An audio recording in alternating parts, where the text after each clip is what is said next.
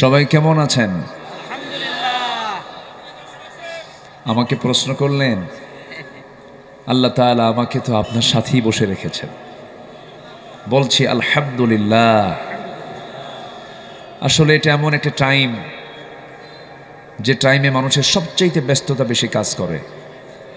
এবং আজকে হলো সানডে, না রবিবার, না আজকে রবিবার, প্রথম কর্মদিবস। তো এর মাঝেও আপনারা যে কোরআন শোনার জন্য সকল ব্যস্ততাকে মাইনাস করে কোরআন শোনার জন্য উপস্থিত হয়েছেন, এটা আমার রবের খাস মেহেরবানি। আপনারা মুজাহিদের ভূমিকা পালন করেছেন। আসার বসার তৌফিক যিনি দিলেন, সেই মহান রবের শানে বলে উঠছি আলহামদুলিল্লাহ। সম্মানিত ভাইয়েরা, আমরা জোহরের মধ্যে মাহফিলটা শেষ হয়ে যাবে। আমি মূলত দোয়ার জন্য আসছি। মূল আলোচক যিনি আছেন, তিনি আমাদের সবার সিনিয়র, আমাদের অগ্রজ, আমাদের অনুপ্রেরণা আল্লামা তারিক মনোয়ার ভাই। তিনি কথা বলবেন, মূল আলোচনা তিনি করবেন। আমি খুব বেশি লম্বা সময়ও পাবো না, খুব অল্প সময়ে কিছু কথা আমি বলতে চাচ্ছি। ওয়ামা তাওফীকি ইল্লা বিল্লাহ আলাইহি তাওয়াক্কালতু ওয়া ইলাইহি উনীব। সম্মানিত উপস্থিতি, আমরা যে সময় এখানে একত্রিত হয়েছি, গোটা পৃথিবীতে এখন 180 থেকে 200 কোটি মুসলমান, 56টি মুসলিম রাষ্ট্র, মোট জনসংখ্যার 1/4 আজকে মুসলমান, প্রতি 4 জনে একজন মুসলমান। প্রাকৃতিক খনিজ সম্পদের দিক থেকে মুসলমানদের নিয়ন্ত্রণাধীন সম্পদের পরিমাণটাই বেশি। সকল কিছু এত প্রাপ্তির পরেও আজকে গোটা পৃথিবীতে মুসলমান কিন্তু সবচাইতে বেশি নির্যাতিত, নিষ্পেষিত, পদদলিত, লাঞ্ছিত। আজকে মুসলমানদের এই ক্রাইসিস, এই সংকট যে আমরা লক্ষ্য করছি, এটার মূল যে কারণ অন্য কিছু নয়। মূল কারণ হচ্ছে মুসলমান তার নিজস্ব সভ্যতা থেকে, মুসলমান তার নিজস্ব তাহজিব তামাদ্দুন থেকে, মুসলমান তার জীবন বিধান ইসলাম থেকে, কোরআন থেকে ছিটকে পড়ার কারণেই মুসলমানদের এই চরম দুর্দিন আজকে মুসলমানকে অতিক্রম করতে হচ্ছে। সম্মানিত ভাইয়েরা, বারবার ফিরে আসছে মাহে রমজান, বারবার ফিরে আসছে সংশোধন হওয়ার জন্য আল্লাহ পাকের বরকতময় এই মাস, যা আমাদের দোরগড়ায় নাড়া দিচ্ছে, কড়া নাড়ছে। আর মাত্র 13-14 দিন পরই আমরা মাহে রমজান পাব ইনশাআল্লাহ। বলি আল্লাহ যেন আমাদেরকে ওয়াবাল্লিগনা রমাদান, রমাদান পর্যন্ত যেন আল্লাহ পাক আমাদেরকে পৌঁছায় দেন। জোরে বলি আল্লাহুম্মা আমিন। আল্লাহ পাক এগুলো কেন দিয়েছেন? আমাদেরকে ভালো হওয়ার জন্য দিয়েছেন।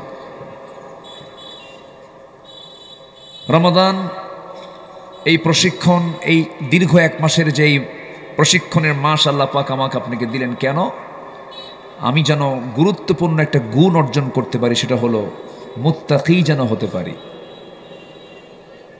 ইমানদারের জীবনের সবচেয়ে বড় একটা যোগ্যতা, বড় একটা প্রাপ্তি হচ্ছে সে মুত্তাকি হতে পেরেছে কিনা। আর সেই মুত্তাকি হওয়ার জন্য আল্লাহ পাক স্পেশালি কুতিবা আলাইকুমুস সিয়াম কামা কুতিবা আলাল্লাযীনা মিন ক্বাবলিকুম লাআল্লাকুম তাত্তাকুন। এটার ফলাফল হলো তুমি মুত্তাকি হতে পারবে। কিন্তু কোথায়? রমজান তো বারে বারে আসে, হোটেলের সামনে লেখা থাকে যে পর্দার সহিত ভিতরে খাবারের ব্যবস্থা আছে। আমি কি ভুল বলতেছি? এরপরে রমজান মাসে মদের দোকান খোলা আছে কিনা বলেন? খোলা থাকে কিনা? খোলা থাকে। যেটা অন্য মাসেও হারাম, এরপরে রমজান মাসে যেগুলো নিষিদ্ধ কাজ, সেই কাজগুলোও কিন্তু আমার দেশে চলমান, শুধু নয় গোটা পৃথিবীতেই চলমান।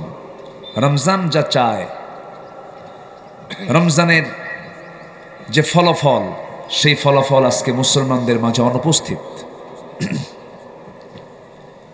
সম্মানিত হাজিরিন, আমি যেটাকে ইঙ্গিত করতে চাচ্ছি সেটা হলো, এনিওয়ে আমাকে হুকুম মেনে চলতে হবে জীবনের সকল জায়গায়। কার?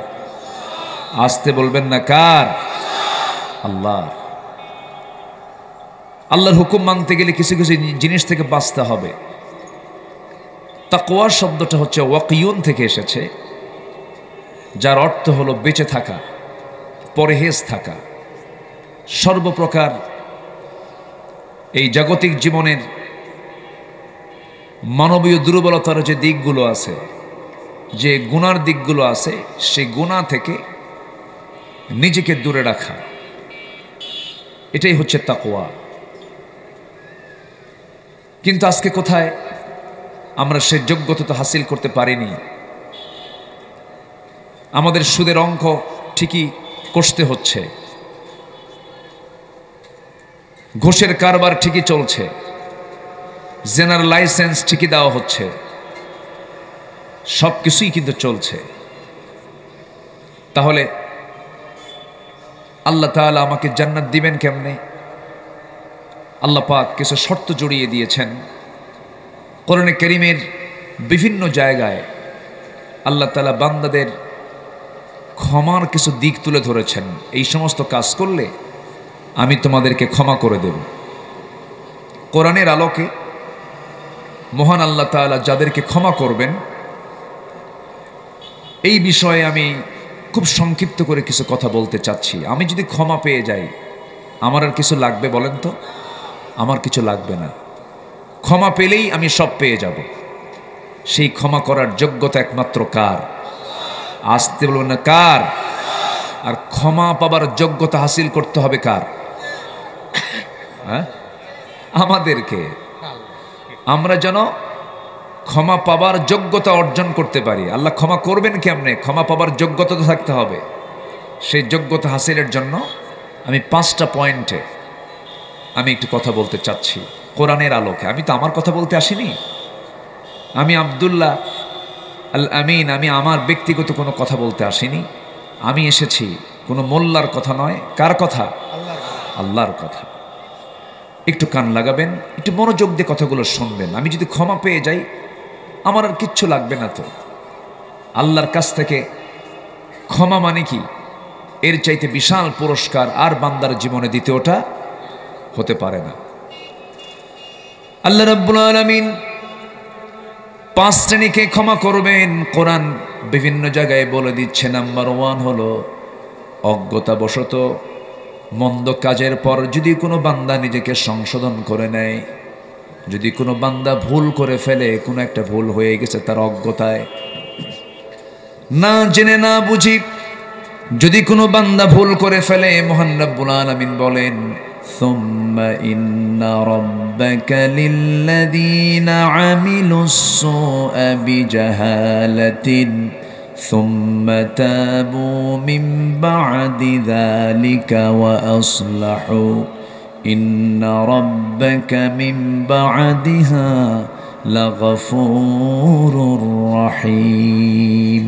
জোরে বলুন আল্লাহু আকবার।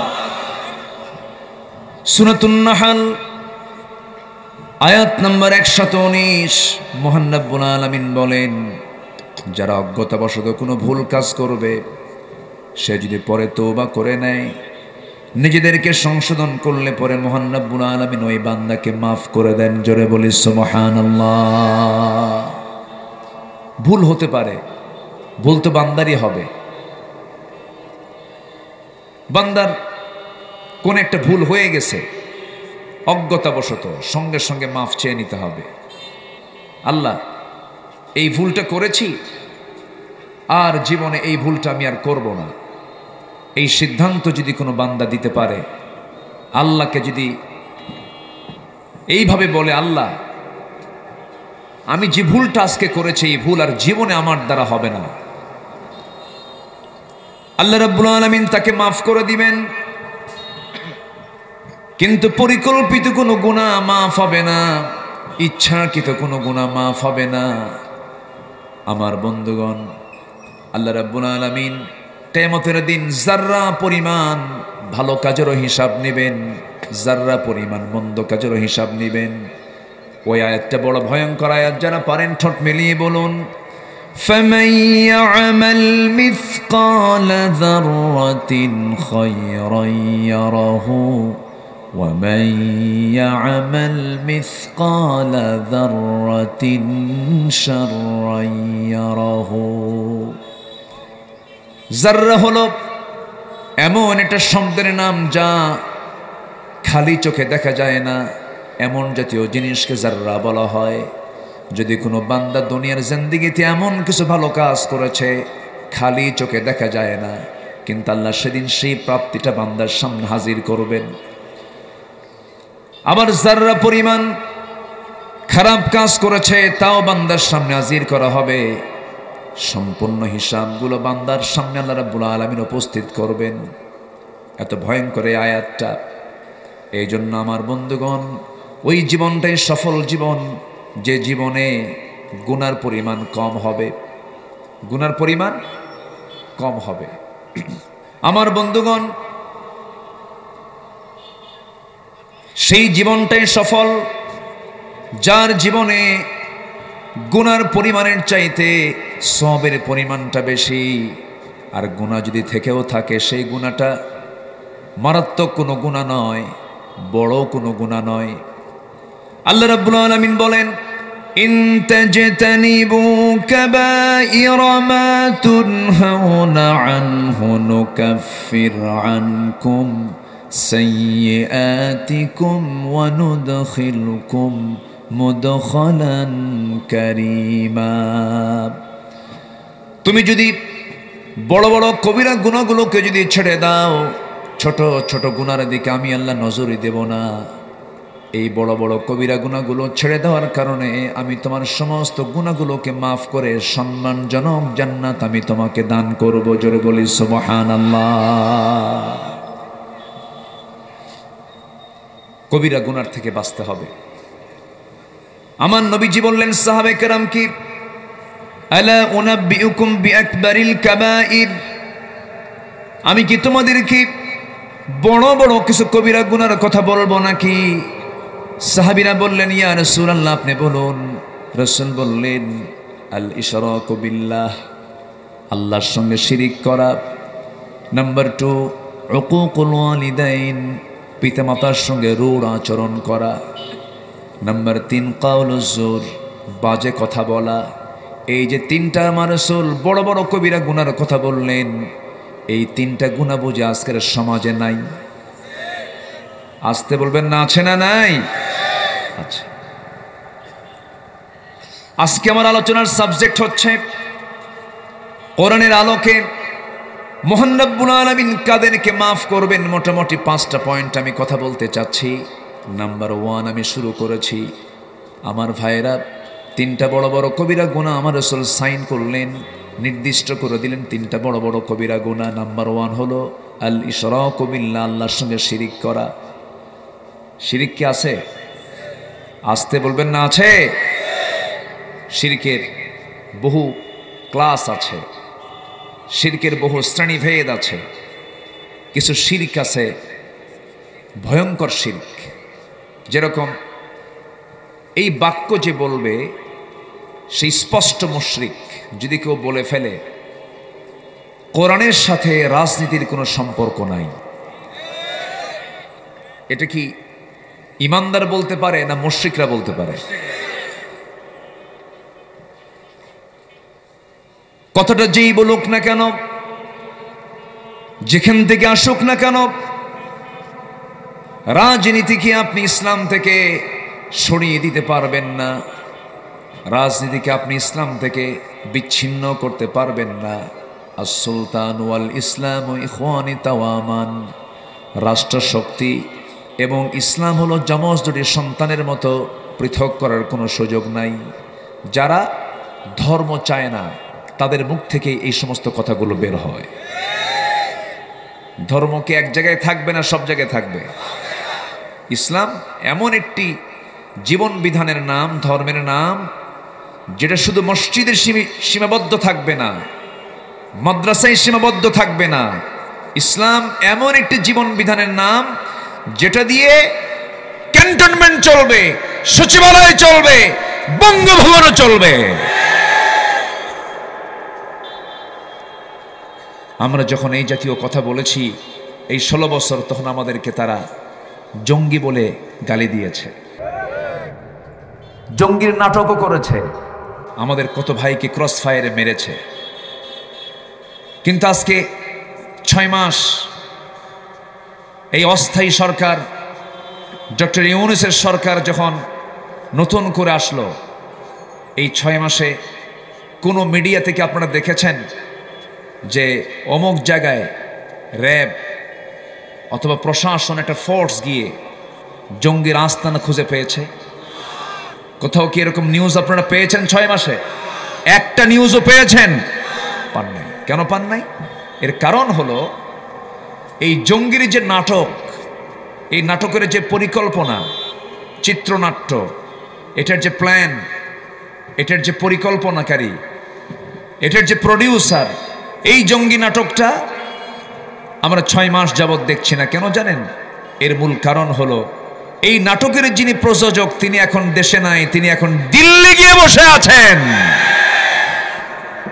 এই সমস্ত গালি আর চলে না, জঙ্গি, রাজাকার, এগুলো আর চলে না, এগুলো সব বন্ধ হয়ে গেছে, এগুলো আর চলে না।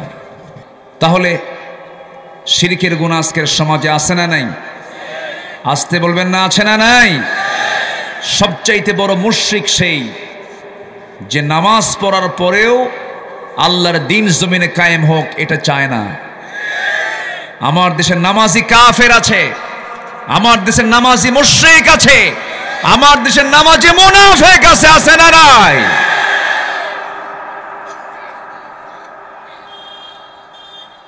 রাষ্ট্রে দ্বীন কায়েম হয়ে যাওয়া মানে সব জায়গায় দ্বীনের পরিবেশ চলে আসা।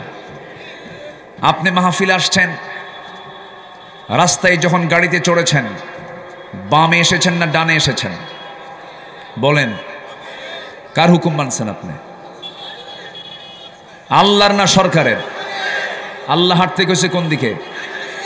আপনি হাঁটছেন কোন দিকে? কেন আপনি হাঁটবেন? আপনি পীর সাহেব না?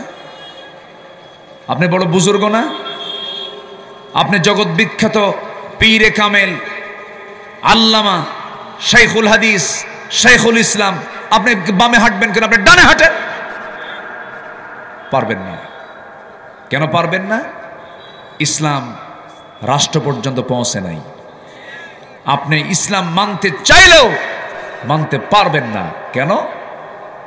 আপনি যদি এখন ডান দিকে আসতে চান, আপনি মামলা খাবেন উল্টা আল্লাহর আইন মানার কারণে। উল্টা মামলা খাবেন, ট্রাফিক মামলা খাবেন আপনি। তাহলে ইসলাম আপনি মানতে যদি চান পরিপূর্ণরূপে, তার বাস্তব পরিপূর্ণ রূপ যদি আপনি দেখতে চান, ইসলাম পৌঁছা দিতে হবে হলো রাষ্ট্রের জায়গায়। ঠিক কিনা বলেন? এটাকে যারা মানতে নারাজ, যারা বলেন না শুধু ইসলাম কোরআন থাকবে মসজিদ মাদ্রাসার ভিতরে, আমরা রাষ্ট্রে চাই না, আমরা অন্য কোনো জায়গায় চাই না, এরকম যদি কেউ মনে করেন, তাহলে ভাবতে হবে তার মধ্যে শিরকের গন্ধ আছে না নাই? আছে। আমার নবীজি বলেছেন সবচাইতে বড় গুনাহ হলো আলা উনাব্বিউকুম বিআকবারিল কাবাইর, সবচাইতে বড় কবিরা গুনাহ হলো শিরকের গুনাহ করা। শিরকের গুনাহ মহান রব্বুল আলামিন নিজেও মাফ করবেন না, ওয়াদা করেছেন। وَمَن يُشْرِكْ بِاللَّهِ فَقَدْ حَرَّمَ اللَّهُ عَلَيْهِ الْجَنَّةَ, যে ব্যক্তি শিরক করবে আল্লাহ রাব্বুল আলামিন তার জন্য জান্নাতকে বাজেয়াপ্ত করে দিয়েছেন, তাকে জান্নাত দিবেন না তিনি, সোজা কথা। এই জন্য শিরকের ধারে পাশে আমরা যাব না। আমরা যে বিধানটা মানব, বিধান মানতে হবে একটাই বিধান, তার নাম কার বিধান? আসতে বলবেন না, কার বিধান? আল্লাহর বিধানকে মানবো আমরা, এক জায়গায় না, সব জায়গায়। আল্লাহ রাব্বুল আলামিন দেখেন কি ব্যালেন্স করেছেন। রাষ্ট্র যারা ক্ষমতা পাবে, রাষ্ট্রীয় ক্ষমতায় বসবে যারা, আল্লাহ রাব্বুল আলামিন তাদের জন্য মাত্র 4 দফা দিয়েছেন। যেখানে তার হক আছে, বান্দার হক আছে, ব্যালেন্স করে যে আইনটা দিলেন, বললেন 4 দফা তোমরা সে রাষ্ট্রে কার্যকর করো। আল্লাহ বলছেন আল্লাযীনা ইম্মাক্কান্নাহুম ফিল আরদি আকামুস সালাহ ওয়া আতাফুস যাকাতা ওয়া আমারু বিল মা'রুফি ওয়া নাহাউ আনিল মুনকার ওয়ালিল্লাহি আকিবাতুল উমুর। জোরে বলুন আল্লাহু আকবার। দুনিয়ার জিন্দেগিতে আমি যাদেরকে রাষ্ট্রীয় ক্ষমতা দেব তাদের জন্য 4 দফা। নাম্বার 1 হলো তারা ক্ষমতা পেলেই তারা কি করবে? নামাজটাকে কায়েম করবে। এটা কি কোনো ব্যক্তির পরামর্শ? কার পরামর্শ? কোন কিতাবে আসছে? যদি এটা না মানতে চান তাহলে ওই আয়াতটা বাদ দেন কোরআন থেকে। যারা রাষ্ট্র নিয়ে চিন্তা করেন, যারা রাষ্ট্রের চিন্তা নিয়ে থাকেন, রাষ্ট্রের কল্যাণ নিয়ে ভাবেন, তাহলে ওই আয়াতটা, যে আয়াত আল্লাহ বললেন দুনিয়াতে যাদেরকে রাষ্ট্র ক্ষমতা দেওয়া হবে তারা 4 দফা বাস্তবায়ন করবে, এর মধ্যে 1 নাম্বার করবে হচ্ছে তারা নামাজকে কায়েম করবে। যদি আপনারা না মানতে চান তাহলে বুঝতে হবে আপনারা ওই আয়াতকে অমান্য করেছেন। আল্লাহ পাক বলছেন রাষ্ট্র ক্ষমতা পেলে পরে 1 নাম্বার কাজ হলো নামাজকে কায়েম করো। নামাজ কায়েম করা মানে হলো প্রধানমন্ত্রী পিছনে মন্ত্রী পরিষদ নামাজ পড়বে, ডিসির পিছনে তার নিম্ন পদস্থ কর্মকর্তারা নামাজ পড়বে, এসপির পিছনে ওসিরা নামাজ পড়বে, চেয়ারম্যানদের পিছনে মেম্বাররা নামাজ পড়বে। নামাজ কেন্দ্রিক সবকিছু পরিচালিত হবে। প্রত্যেকটা জায়গায় নামাজ প্রাধান্য পাবে এবং নামাজের নেতৃত্ব সমাজে চালু হয়ে যাবে। আমার নবীজি যে নেতৃত্ব চালু করেছিলেন সেই নেতৃত্বকে বেনামাজি নেতৃত্ব না নামাজি নেতৃত্ব? নামাজি নেতৃত্ব তিনি জারি করেছিলেন। রাসূল যখন দুনিয়া থেকে বিদায় নেবেন, বিদায় নেওয়ার প্রাক্কালে আমার নবীজি শেষ সময়ে কয়েক ওয়াক্ত নামাজ তিনি জামাতে আদায় করতে পারেন নাই। সেই সময় রাসূল বলেন, আয়েশা রে, তোমার বাবাকে বলো আমার মুসল্লায় দাঁড়ায় যেন আমার দায়িত্বটা পালন করে। মানে তিনি বুঝায় দিলেন এই যে আমার মুসল্লা আবু বকর দাঁড়াবে, পরবর্তী খেলাফতের দায়িত্ব আমার আবু বকরই পেয়ে যাবে। জোরে বলি সুবহানাল্লাহ। নামাজ থেকে নেতৃত্ব আসবে। যে দলের দলীয় কর্মসূচিতে নামাজের কর্মসূচি নাই, যে দলের কর্মীদের ভিতরে নামাজের তাকিদ নেই, যে দলের দলীয় জনসভায় গেলে পরে জোহর লাগে না, আসর লাগে না, মাগরিব লাগে না, নেতা নিজেও নামাজ পড়ে না, কর্মীও নামাজ পড়ে না, সেই নেতৃত্বের মুখে আমরা জুতা মারি, থুতু মারি। এগুলো মানি না। কারণ সবচেয়ে বড় চ্যালেঞ্জ হলো ক্ষমা পেতে হবে কার কাছে? কার কাছে ক্ষমা পেতে হবে? আল্লাহর কাছে। আপনি কি জানেন একটা নেতৃত্ব মেনে নেওয়া মানে হাসরের দিন ওই নেতৃত্বের সাথে আপনাকে উঠতে হবে। জেনে শুনে নেতৃত্ব মানতে হবে। আপনি বেনামাজি নেতৃত্ব মানবেন, দুনিয়াবি নেতৃত্ব মানবেন, বড় বেকায়দায় পড়ে যাবেন কিয়ামতের দিন। ইয়াউমা নাদউ কুল্লা উনাসিম বিইমামিহিম। সেই দিন কোন দিন? হাসরের দিন। আল্লাহ প্রত্যেক ব্যক্তিকে তার নেতা সহ ডাক দিবেন। তাহলে বলুন তো, শুধু বিপদ না সমূহ বিপদ? বিশাল বিপদের সম্মুখীন হয়ে যাবে। এজন্য যে দল ইসলামকে পরিপূর্ণরূপে মানতে চায় না, শুধু কৌশল করে, মূল্যবোধে বিশ্বাসী, ধর্মীয় মূল্যবোধে বিশ্বাসী, চেতনায় বিশ্বাসী, শুধু মোড়ক এরকম কিছু কিছু জায়গায় শুধু এরকম শব্দের ভিতরে, শব্দের মোড়কে ফাঁকি দেওয়ার একটা কৌশল যারা করতে চান, এগুলো দিয়ে জান্নাত পাওয়া যাবে না। সকল কিছুতে একদম পরিষ্কার করতে হবে, ইসলাম সব জায়গায় মানতে হবে মুসলমান। সিদ্ধান্ত দিতে হবে কি? রাসূলকে আল্লাহ রাব্বুল আলামিন বলে দিলেন, কুল ইন্না সালাতি ওয়া নুসুকি ওয়া মাহইয়ায়া ওয়া মামাতি লিল্লাহি রাব্বিল আলামিন। আমার সালাত, আমার কোরবানি, আমার জীবন, আমার মরণ সব কার জন্য বলুন? আল্লাহর জন্য। ইন্নী ওয়াজ্জাহতু ওয়াজহিয়া লিল্লাযী ফাতারাস সামাওয়াতি ওয়াল আরদা হানিফান ওয়া মা আনা মিনাল মুশরিকিন। আমি আমার চেহারা সেই মহান রবের দিকে ঘুরিয়ে নিলাম এবং আমি নিজে মুশরিকদের অন্তর্ভুক্ত নই। মুশরিকদের অন্তর্ভুক্ত নই, কোনো মানব রচিত মতবাদে বিশ্বাসী নই, দুনিয়ার কোনো শিরকের কাজে আমি অন্তর্ভুক্ত নিজেকে রাখতে চাই না। নাম্বার 2 হলো রাসূল বললেন উকুকুল ওয়ালিদাইন, পিতামাতার সঙ্গে নাফরমানি করা মারাত্মক একটা গুনার কাজ। এই গুনার পরিমাণটা আজকের সমাজে কমছে না বাড়ছে? আজকের সমাজে কমেছে না বেড়েছে? বেড়েছে। শিক্ষার হার কমছে না বাড়ছে? হ্যাঁ, শিক্ষার হার কমছে না বেড়েছে? বেড়েছে। শিক্ষার হার কিন্তু বাড়ছে। কিন্তু বাবা মার যে সেবা, বাবা মার যে হক আদায় করা, এই সেবার হার বেড়েছে না কমেছে? কমেছে। আচ্ছা, একটা প্রশ্ন করি আপনাকে, বলুন তো, আজকের সমাজে যে তালাক চলছে, সেদিন এক রেজিস্ট্রারকে বললাম, তথ্য নিলাম, বলুন তো তালাকের যে প্রবণতা, এই তালাকের প্রবণতা আজকে মূর্খ সমাজে বেশি না শিক্ষিত সমাজে বেশি? বলুন তো কোন সমাজে বেশি? তাহলে তালাকের যে প্রবণতা আজকে শিক্ষিত মহলে বেশি না মূর্খ মহলে বেশি? শিক্ষিত সমাজে তালাক বেশি। তাহলে শিক্ষার ফলাফল যদি সংসার না টেকে, শিক্ষার ফলাফল যদি হয় তালাক, যে শিক্ষার মধ্য দিয়ে পরিবার ধ্বংস হয়ে যাচ্ছে, ওই শিক্ষার চাইতে মূর্খ থাকাই ভালো ছিল। কি কন আপনারা? আজকে তালাকের পরিমাণ শিক্ষিত মহলে বেশি। সম্মানিত বন্ধুগণ, আমার দেশকে এগিয়ে দিয়েছে কারা?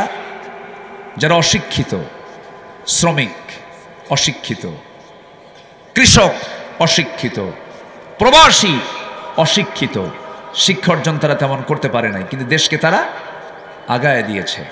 অর্থনৈতিক যে উন্নতি, সমৃদ্ধি এই শ্রমিক, কৃষক আর প্রবাসীদের মাধ্যমেই কিন্তু এসেছে। তাহলে মূর্খ অশিক্ষিত মানুষগুলো দেশকে আগায় দিল, দেশকে পিছায় দিল কারা? কোন শিক্ষিতরা? কোরআন শিক্ষা শিক্ষিতরা না। এখানেই তো সমস্যা। আজকে দেশকে পিছিয়ে দিল কারা? কলমের খোঁচা দিয়ে কোটি কোটি টাকা লোপাট করে দেশের টাকা বাইরে পাচার করেছে যারা। এই দেশ থেকে বিগত 6 মাস আগের যে হিসাব, 11 লক্ষ কোটি টাকা দেশ থেকে তারা পাচার করে নিয়ে চলে গেছে। এই যে বিশাল দেশের 12টা বাজিয়েছে তারা, তাদের মুখে দেশপ্রেম মানায় না। আসতে বলবেন না ঠিক কিনা? তাদের মুখে দেশপ্রেম মানায় না। তারা দেশকে ভালোবাসে, ছেলেকে বিয়ে করায় আমেরিকা, ভাস্তি ভাগ্নিকে বিয়ে করায় ইউরোপে, 18 কোটি 20 কোটি মানুষের এই বাংলাদেশে আর কোনো বিয়ে করানোর কোনো মেয়ে পায় নাই, ছেলে পায় নাই। ওরা দেশকে খুব ভালোবাসে, চান্স পাইলেই দৌড় মারে। আলেমরা দৌড় মারে না, আলেমরা পালায় না, আলেমরা দেশকে ভালোবাসে। কোন আলেম কি পালাইছে? আমাদেরকে রাজাকার বলে গালি দিয়েছে 16 বছর। আমাদের কেউ কি পাকিস্তান গেছে? কেউ পাকিস্তান যায় নাই। শুধু হিন্দুস্তানের রাজাকাররাই সব হিন্দুস্তানে গিয়ে পালিয়ে বসে আছে। সম্মানিত ভাইয়েরা, শিক্ষার আমূল পরিবর্তন দরকার। সন্তানগুলো শেষ, যুবকদের হাতে হাতে মাদক দ্রব্য পৌঁছে দিয়েছে যুব মন্ত্রণালয়। বুঝেন নাই? যুব মন্ত্রণালয় মাদক দ্রব্যগুলো পৌঁছে দিয়েছে। ৭০ লক্ষ যুবক আজকে মাদক সেবী। ৭০ লাখ। মহামারী আকার ধারণ করেছে। এরপরে এই দেশে নামাজি মাত্র 5%। 5% মুসলমান নামাজ পড়ে, বাকি 95% মুসলমানের নামাজের কোনো খবর নাই। অথচ এই দেশে ধর্ম মন্ত্রণালয় ছিল, যুব মন্ত্রণালয় ছিল, সমাজ কল্যাণ মন্ত্রণালয় ছিল। এতগুলো মিনিস্ট্রি থাকার পরেও নামাজের সংখ্যা তো কমলো কেন? নামাজি কেন বাড়ে না? ধর্ম মন্ত্রণালয় শুধু ছিলই বটে, তাদের কোনো ভূমিকা ছিল না। আমরা স্পষ্ট হয়েছি, সবাই আমরা বুঝতে পেরেছি, এই 53 বছরে যারাই ছিলেন তারা নামাজের সরকার ছিলেন না। সব দেখা শেষ। কেউ চালিয়েছে 25 বছর, কেউ চালিয়েছে 16 বছর, কেউ চালিয়েছে 9 বছর, কেয়ারটেকার গভর্নমেন্টটা কয়েক বছর। সব দেখা শেষ। আগামীর দেশ আমরা দেখতে চাই কোরআনের বাংলাদেশ।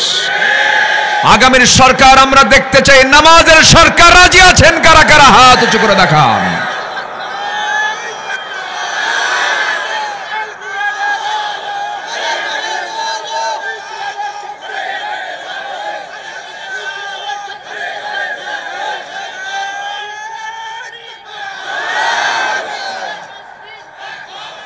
আল্লাহ কবুল করুন, জোরে বলে আমিন। সম্মানিত ভাইয়েরা, জাহান্নামে যাওয়ার কারণ যতগুলো আল্লাহ পাক কোরআনে বলেছেন, এর মধ্যে 1 নম্বর কারণ হলো কি? লাম নাকু মিনাল মুসাল্লিন ফাখলাফা মিন বা'দিহিম খালফুন আদাউস সালাহ ওয়াত্তাবাউশ শাহাওয়াত ফাসাউফা ইয়ালকাউনা গায়্যা। যারা নামাজকে নষ্ট করবে আমি তাদেরকে শুধু জাহান্নাম নয়, জাহান্নামের গর্ত, গাইয়ুন নামক গর্তের মধ্যে আমি তাদেরকে ফেলে দেব। 1 নম্বর অপরাধ হলো নামাজকে নষ্ট করবে যারা। যারা নামাজ নষ্ট করবে তাদের শাস্তি সবচাইতে কম না সবচাইতে বেশি?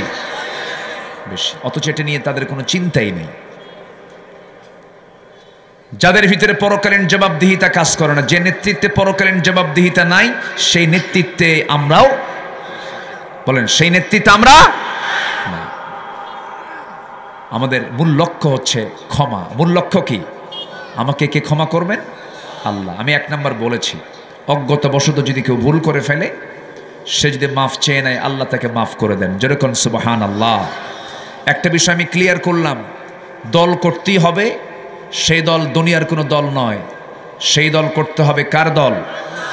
যে দলের মূল লিডার হচ্ছেন একজন, তিনি হচ্ছেন মুহাম্মদুর রাসূলুল্লাহ।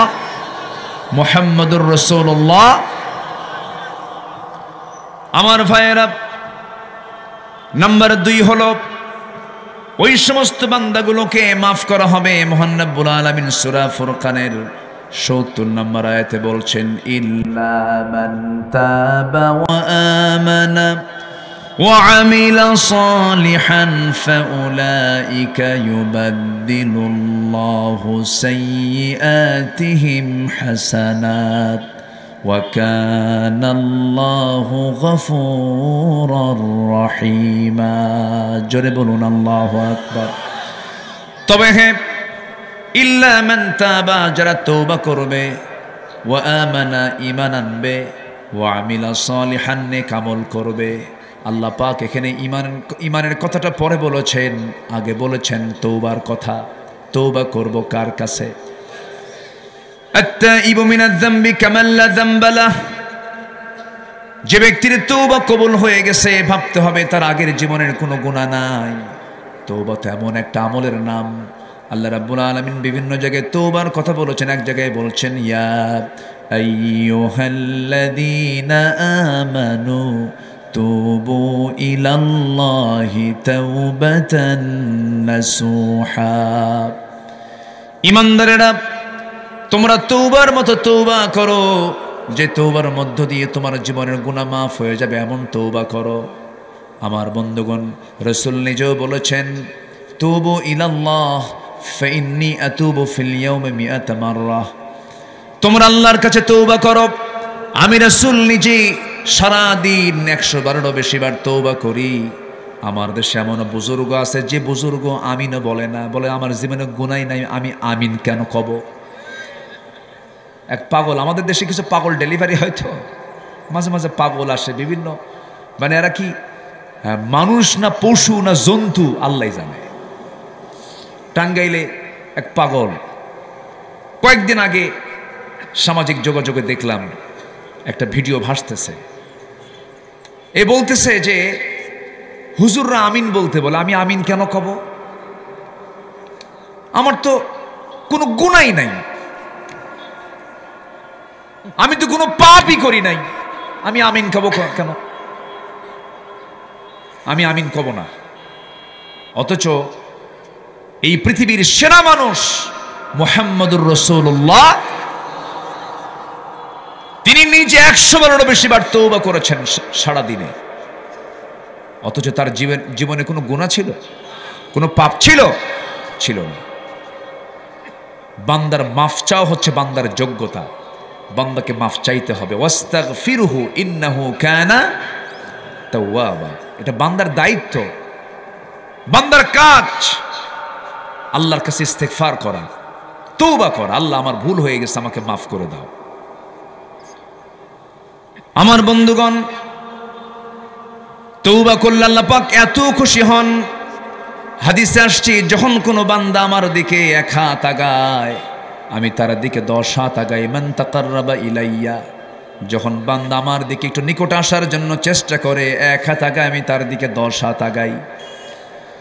যখন কোনো বান্দা আমার দিকে হেঁটে হেঁটে আসে, আমি তার দিকে দৌড়া যাই। আল্লাহ আমাকে মাফ করার জন্য অস্থির হয়ে যান, কিন্তু আমি তো মাফ চাইতে পারি না। আল্লাহর কাছে আমরা মাফ চাবো।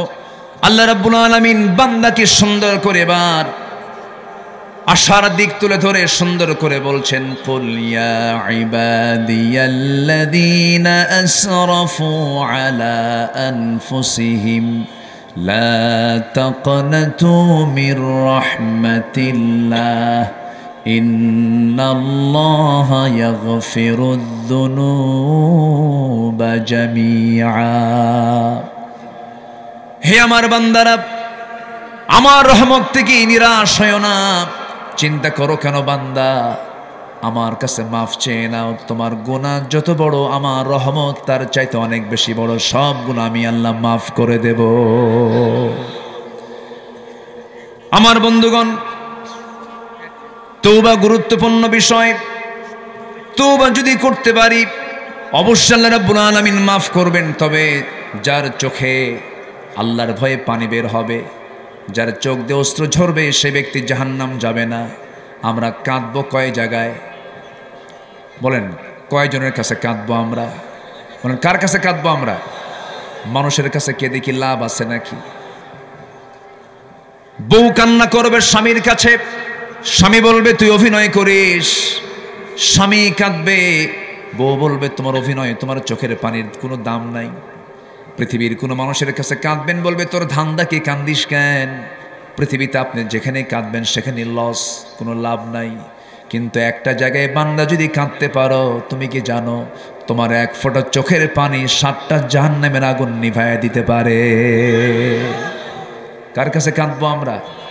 আল্লাহর কাছে আমরা কাঁদবো। আমার নবীজির চোখের পানি এত পরিমাণ ঝরতো, রাসূল যখন সেজদায় যেতেন ঘন্টার পরে ঘন্টা চলে যেত, চোখের পানি দিয়ে জায়নামাজ ভেজে যেত। আমার নবীজি কোন এক রাতের আধারে সেজদায় পড়ে কাঁদতেছেন, নবীজির কোনো নড়াচড়া নাই, নবীজি নড়তেছেন না। আম্মা জান আয়েশা পাশে বসা ছিলেন, নবীজির কোনো নড়াচড়ার আওয়াজ না দেখতে পেয়ে রাসূল নড়ছেন না, কোনো কথা বলছেন না। গায়ে চিমটি কাটলেন, রাসূল নড়ে উঠলেন। সালাত শেষ করার পর রাসূল বলছেন, আয়েশা তুমি আমার সঙ্গে এমন আচরণ করলে কেন, চিমটি কেন দিলা? আম্মা জান আয়েশা বলছেন, ইয়া রাসূলুল্লাহি আপনি বহুক্ষণ ধরে নড়াচড়া বন্ধ, আপনি কেন কথা বলছেন না, আপনি কেন নড়ছেন না, এই জন্য আমি আপনাকে চিমটি কাটলাম।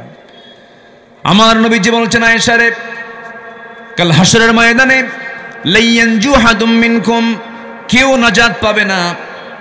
তখন তাকে প্রশ্ন করা হলো, আপনি? রাসূল বলেন, হ্যাঁ আমিও নাজাত পাবো না, ইল্লা আইয়াতাগাম্মাদানি আল্লাহ, কিন্তু আল্লাহ রাব্বুল আলামিন আমাকে রহমতের চাদর দিয়ে বেষ্টন করবেন, আল্লাহ পাক আমাকে মাফ করে দিবেন। জোরে বলি সুবহানাল্লাহ।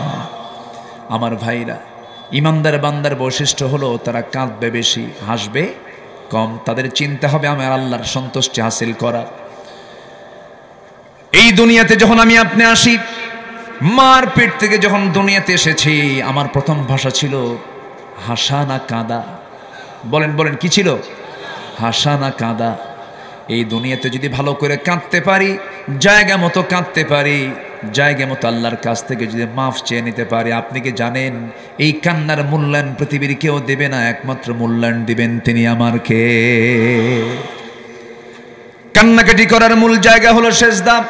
রাত যখন হয়ে যাবে, আল্লাহ রাব্বুল আলামিন বলেন, ইয়া আইয়ুহাল মুযাম্মিলু কুমিল লাইলা ইল্লা কালিলান নিসফাহু আও ইনকুস মিনহু কালিলা আও জিদ আলাইহি ওয়ারাত্তিলিল কুরআনা তারতিলা। আরেক জায়গায় বলছেন, والذين يبيتون لربهم سجدا وقياما والذين يقولون ربنا اصرف عنا عذاب جهنم إن عذابها كان غراما إنها ساءت মুস্তাকাররা ওয়া মুকামা। জোরে বলুন আল্লাহু আকবার। আল্লাহর পছন্দের বান্দা তো তারাই, রাত যখন গভীর হয়ে যাবে, সব ঘুমের ভিতরে হাবুডুবু খাবে। পছন্দের বান্দাগুলো করবে কি? নিশিবেলা, রাত্রিবেলা ওযু বানায়া নামাজে দাঁড়ায়া যাবে ঘরের একটা কোনায়। নামাজে দাঁড়াতে দাঁড়াতে, জিকির আজগার করতে করতে, তাসবিহ তাহলিল করতে করতে এক পর্যায়ে আল্লাহর প্রেমে মশগুল হয়ে সেজদায় পড়ে পড়ে চোখের পানি ফেলে ফেলে আল্লাহর কাছে রোনাজারি করবে। আল্লাহ বলেন, বান্দারে, এই রোনাজারির ফলাফল হলো আমি তোকে জান্নাত দিয়ে দেব। জোরে কোন সুবহানাল্লাহ। আল্লাহর কাছ থেকে ক্ষমা পেতে হলে চোখের পানির দরকার আছে না নাই? এই চোখের পানি কে দেখতে চান? আসতে বলবেন না, কে দেখতে চান? এই চোখের পানির মূল্য আমার কে দিবেন? আল্লাহ দিবেন। আমার ভাইয়েরা, একটু কান লাগাবেন। 5টা পয়েন্টের ভিতরে 2টা পয়েন্ট কেবল চলে গেল। অজ্ঞতাবশত কোনো ভুল হলে পরে আল্লাহ তাকে মাফ করবেন বিজাহালাতিন। নাম্বার 2 হলো তওবা করলে পরে আল্লাহ তাকে মাফ করবেন। কি করলে? দল যা করছি, দল করব কার? এটার নাম কি? আচ্ছা, এটার নাম কি বলেন? তওবা। চুরি করছে আর করব না, মিথ্যা কইছে আর কব না, মিথ্যা সাক্ষী দিয়েছে আর মিথ্যা সাক্ষী দেব না, এটার নাম তওবা। আস্তাগফিরুল্লাহ রাব্বি মিন কুল্লি যামবিন সুবহানাকাল্লাহুম্মা ওয়া বিহামদিকা, এই যে দোয়াটা যে পড়া, এটার নাম কিন্তু তওবা না। ভুল করেছি, ব্যাক করলাম, তাবা ইয়াতুব। তওবা মানে হচ্ছে টু ব্যাক, ফিরে আসা। আমরা ফিরে আসবো কার পথে? আল্লাহর পথে। ইতিমধ্যে আমাদের মঞ্চে অনেক মেহমান চলে আসছেন। মাননীয় মেহমান বৃন্দ, যারা সম্মানিত ব্যক্তি, বিশেষ করে দক্ষিণ এশিয়ার বৃহত্তম ইসলামী সংগঠন বাংলাদেশ জামাত ইসলামীর সম্মানিত নড়াইল জেলা শাখার সম্মানিত আমির জনাব যে আমাদের আতাউর রহমান বাচ্চু ভাই, তিনি অনেক আগেই চলে আসছেন। আল কোবা ইসলামিক ওয়েলফেয়ার ট্রাস্টের সম্মানিত চেয়ারম্যান মহোদয়, তিনিও কথা বলবেন। এরপরে আমাদের অগ্রজ অনেক মেহমান, এক ঝাঁক মেহমান। জোহর পর্যন্ত যেহেতু সময় হাতে খুবই কম মনে হয়, জি, আমি ধীরে ধীরে শেষের দিকে আস্তে আস্তে চলে যাচ্ছি। তারাও কথা বলবেন। তো আমার কথায় কি কেউ বেজার হচ্ছেন নাকি? কারো কোনো সমস্যা নাই তো? বলি আলহামদুলিল্লাহ। আমাদের সবচেয়ে বড় প্রাপ্তি হলো কার ক্ষমা? আসতে বলবেন না, কার ক্ষমা? দিন শেষে সব কিছুই করলাম, কিন্তু আল্লাহ ক্ষমা করলেন না, লাভ আছে? আমরা আল্লাহর কাছ থেকে ক্ষমা চাই, আল্লাহ কবুল করুন। জোরে বলে আমিন। নাম্বার 3 হলো আল্লাহ পাক নেককার ইমানদার যারা তাদেরকে ক্ষমা করার তিনি নিজে ওয়াদা করেছেন। সুবহানাল্লাহ বলেন। আল্লাহ রাব্বুল আলামিন বলেন وعد الله الذين آمنوا وعملوا الصالحات لهم مغفرة وأجر عظيم। সূরাতুল মায়েদা আয়াত নম্বর 9। আল্লাহ নিজে ওয়াদা করছেন ঈমান যারা আনবে, নেক আমল যারা করবে, আল্লাহ পাক বলছেন আমি তাদেরকে ক্ষমা করার ওয়াদা করলাম। যেরকম সুবহানাল্লাহ। আল্লাহ ওয়াদা করছেন। আল্লাহর ওয়াদা কি ভঙ্গ হতে পারে? ইন্নাল্লাহা লা ইখলিফুল মিআদ। আল্লাহর ওয়াদা কখনো ভঙ্গ হতে পারে না। নাম্বার 4 এবং 5 দুইটা আমি একসঙ্গেই বলতে চাচ্ছি। পাপাচারের পর কোনো বান্দা পাপ কাজ করেছে, কোনো ভুল কাজ করে ফেলেছে, সঙ্গে সঙ্গে যদি আল্লাহর স্মরণ করে, জেনে শুনে গুনাহের যদি পুনরাবৃত্তি না করে, মহান রব্বুল আলামিন তাকে মাফ করবেন। ওয়াল্লাযীনা ইযা ফাআলু ফাহিশাতান আও যালামু আনফুসাহুম যাকারুল্লাহা ফাস্তাগফিরু লিযুনুবিহিম ওয়া মান ইয়াগফিরুয-যুনুবা ইল্লাল্লাহ ওয়া লাম ইউসিররু আলা মা ফাআলু ওয়া হুম ইয়ালামুন। জোরে বলুন আল্লাহু আকবার। উলাইকা জাযাউহুম মাগফিরাতুম মির রাব্বিহিম ওয়া জান্নাতুন তাজরি মিন তাহতিহাল আনহারু খালিদিনা ফিহা ওয়া নি'মা আজরুল আমিলিন। জোরে বলুন আল্লাহু আকবার।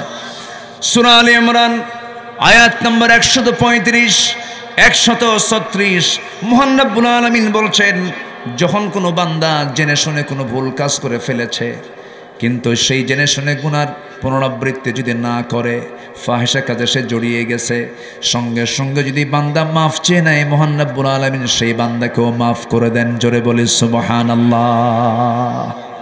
আল্লাহ তুমি আমাদেরকে ক্ষমা করে দেওয়া বান্দাদের শামিল করে নেন। জোরে বলি আল্লাহুম্মা আমিন। ক্ষমা করে দেওয়া বান্দাদের কাতারে আমাদের সবাইকে শামিল করে নেন। জোরে বলি আল্লাহুম্মা আমিন। আরেকটা বিষয় আমাদের জানা হলো, সেটা হলো জাহান্নামে যাওয়ার যতগুলো কারণ আছে, এর মধ্যে 1 নম্বর কারণ হলো কি ছেড়ে দেওয়া বলেন তো? সবাইকে আমরা নামাজ পড়তে রাজি আছি? সবাইকে নামাজ পড়তে রাজি আছি? পর্দায় থাকতে রাজি আছি? পর্দা করা কার দায়িত্ব, পুরুষের না নারীর? হ্যাঁ, পর্দার হুকুম আল্লাহ পাক পুরুষকে আগে দিয়েছেন আর নারীকে আগে দিয়েছেন? অনেকে চিন্তা পড়ে গেছে, হুজুর বোরকা কি আমরা পরবো নাকি? বোরকা পরা কি পর্দা? না, পর্দার হুকুম প্রথম আল্লাহ পাক দিয়েছেন পুরুষকে। ইয়াগুদ্দু মিন আবসারিহিম ওয়া ইয়াহফাযু ফুরুজাহুম যালিকা আজকা লাহুম। প্রথমে পর্দা হচ্ছে পুরুষের। সতরটা হলো মেয়েদের জন্য একটু বেশি অংশ। পুরুষের সতর হলো নাভি থেকে হাঁটুর নিচ পর্যন্ত, আর নারীর সতর হলো মাথা থেকে পা পর্যন্ত। মুখ যদিও সতরের আওতা মুক্ত, কিন্তু মুখটাকেও ঢেকে ফেলা এটা পরহেজগারিতার একটি অংশ। যদিও মুখটাকে সতরের আওতা মুক্ত করা হয়েছে, কেন? এসেনশিয়াল মানে প্রয়োজনীয় অঙ্গ প্রত্যঙ্গগুলো আছে মুখে, যেরকম চোখ দেখার জন্য, নাক শ্বাস প্রশ্বাস নেবার জন্য, মুখ খাবার গ্রহণের জন্য। এটাকে আপনি যদি ঢেকে ফেলাকে যদি আপনি সতরের আওতাভুক্ত করে দেন, তাহলে মানুষ খাবে কেমনে, দেখবে কেমনে, শ্বাস প্রশ্বাস নেবে কেমনে? কিন্তু এর মানে এটা না যে আপনি মুখটাকে বের করে থাকবেন না। ফিতনা থেকে বাঁচার জন্য একটা দেহের রাজধানী হলো মুখ। এই মুখটাকে ঢেকে ফেলার প্রয়োজন। আসতে বলবেন না, আছে না নাই? আচ্ছা, তবে হ্যাঁ, খুব বেকায়দা হলে, ভিন্ন হলে সেটা ভিন্ন কথা। কিন্তু আমার মা যারা আলোচনা শুনছেন, সময় যেহেতু কম পেলাম, অন্তত 2-1টা কথা তো একটু বলা দরকারের মাঝে। আপনার মুখটা আজকের সমাজের যে চিত্র, সামাজিক অবস্থা অনুযায়ী, প্রেক্ষাপট অনুযায়ী আপনার মুখটা ঢেকে ফেলাই হচ্ছে 1 নম্বর পর্দার একটি কি বলেন, অন্তর্ভুক্ত। 1 নম্বর পর্দার অন্তর্ভুক্ত হচ্ছে মুখটাকে ঢেকে ফেলা। আল্লাহ রাব্বুল আলামিন মাদেরকে কমপ্লিট পর্দা করার তৌফিক দান করুন। জোরে বলি আল্লাহুম্মা আমিন। সম্মানিত ভাইয়েরা, আমি সময়টাকে আর ইনক্রিজ করতে পারছি না, মেহমানরা আছেন।